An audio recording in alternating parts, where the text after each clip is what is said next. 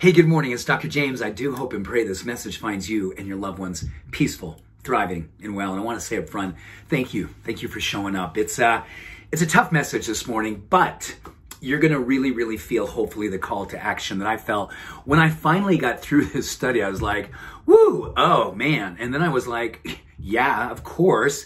And I was like, well, what are you going to do about it? You're like, really?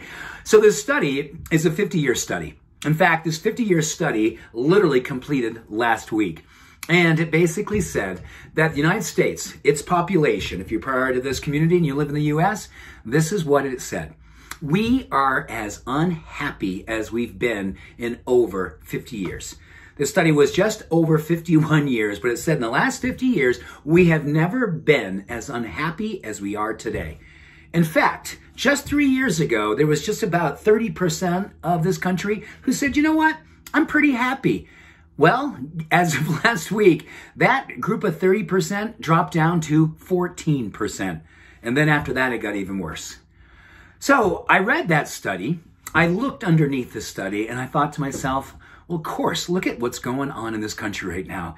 And we can look at that and say, oh my gosh, it's doom, it's gloom. We might as well just we might as well give up. Or we look at that study and say, wow, what an opportunity to rise back up.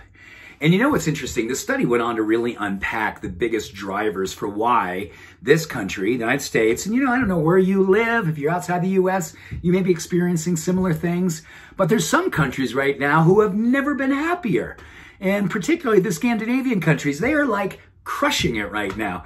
And it all comes down to one thing: the relationship that their citizens have to trusting themselves and trusting their leaders.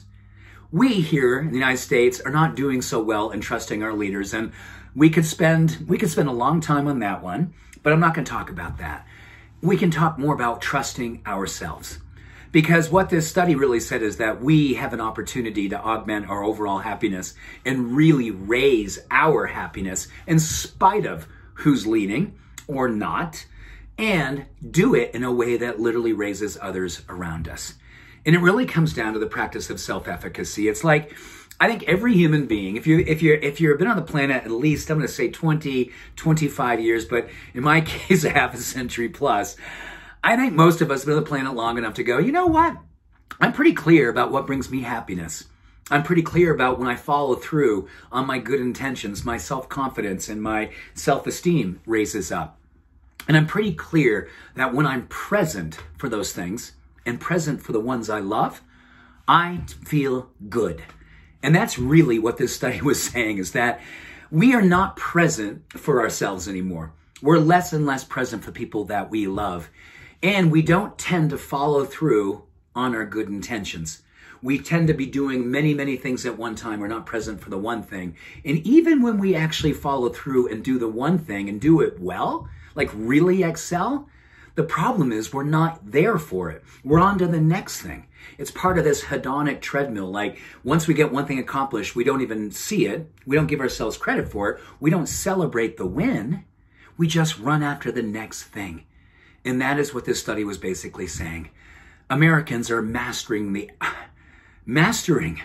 not being present for the good that they already are and have, and missing it. And while they're missing it, they're becoming more and more sad. So I think the opportunity at hand is really quite simple, but it's not easy. It's really simple, but it's not easy. We have to kind of give ourselves a hall pass right now and say, wow, we've seen a lot this past few years. We've seen uncanny, unique, challenging. Wow, the leadership. Whether you're for or against, or you're just kind of scratching your head, we've never seen this before. And the research says we're suffering because of it. We are running faster than ever. In fact, we're too tired to keep running these days. We're burned out, but we're too scared to stop, so we keep on running. So the permission that we have to give ourselves today, and pretty much every day the rest of our lives, to turn this around, turn our lives back in the direction of happiness, is simply slowing down and being present for the things that matter. It wasn't about money, interesting enough.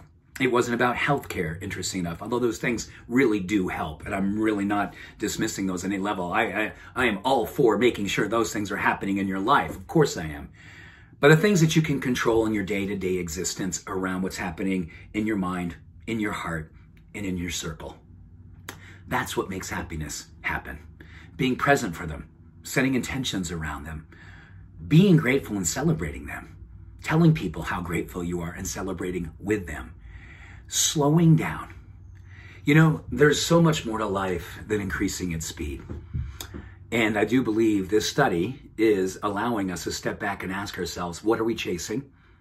What will we love to have more of? And am I willing to slow down so I can see what I already have and make sure I acknowledge it?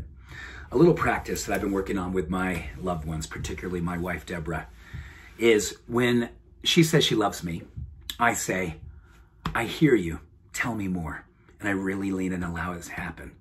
When I tell her I love her, she says, I hear you, tell me more. Rather than deflecting, whether not feeling worthy, lean in and receive it. Do that with everything, especially when you're talking to yourself. Good for you, I saw you follow through. I love you and I respect you. Thank you, tell me more. Let it grow on you. Let it become you. Let us be happy once again. Much love, every blessing. Have a beautiful day. Bye for now.